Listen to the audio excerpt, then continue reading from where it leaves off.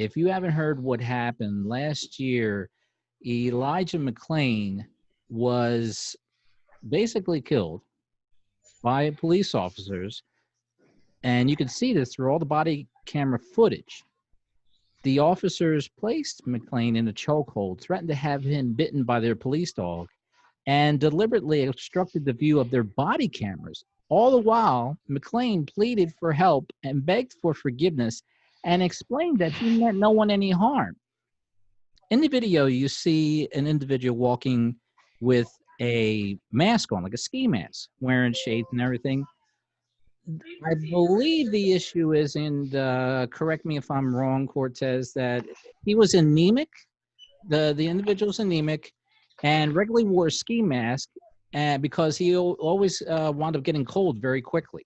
Even the cameras in the actual store showed him with the mask on, just grabbing money to pay for the stuff that he purchased. And, you know, the attendee was not fearful, even though he had a full mask right in front of her face. You know, it was like, okay, you know, you're paying for your stuff. Okay. No big deal. But somebody called and said there's a guy walking around with a mask with some bags. And then one thing led to another. And unfortunately, he threw up several times during the arrest and was handcuffed behind his back. Then the paramedics arrived. He was injected with 500 milligrams of a sedative called ketamine.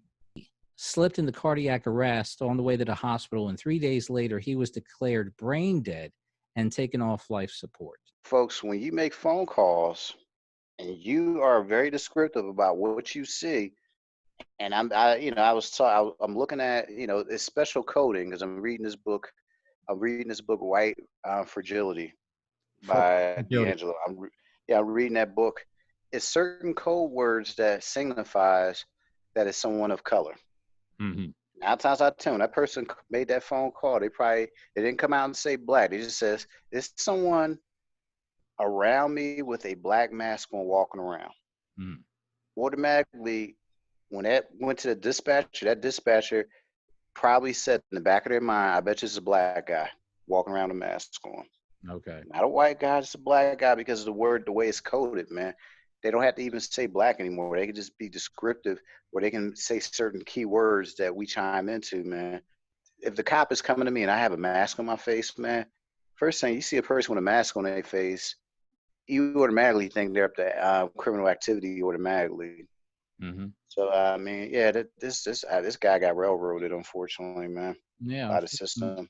Yeah, they can't just say, "Oh, there's a black guy out there," because, you know, your girl from New York outed everybody on that. So that play is dead. So now we have to go to something a little bit more discreet. Mm-hmm. And then we'll know how to operate when we get there. Do you think that these body cams are always on, or they're just off purposely all the time? I believe that just like with a flashlight, it has an on and off switch. Mm-hmm. If I have control over if I have power, if I have control over that switch, I'm not going to let you see me in a negative light. Just like with the media. You know what I'm saying? On the media is only going to project a certain image. Mm-hmm. It's not going to project the good and the bad. It's not going to be neutral at all. It's going to project what it wants to project. As with these officers, man, they know how to cut these body cams off, man. They know how to deactivate them. Mm-hmm. Very true. Or better yet, they only have to deactivate it. They know how to stand on certain angles to block out, you know, because the boys in blue got certain code, man. They know how to block things out. And plus, 9 times out of 10, they go right to the union, and the union probably helps them out and be like, "Oh man, don't worry about the body cam. We can fight this. Don't worry about it." Mm-hmm. You know, it's a damn game, man.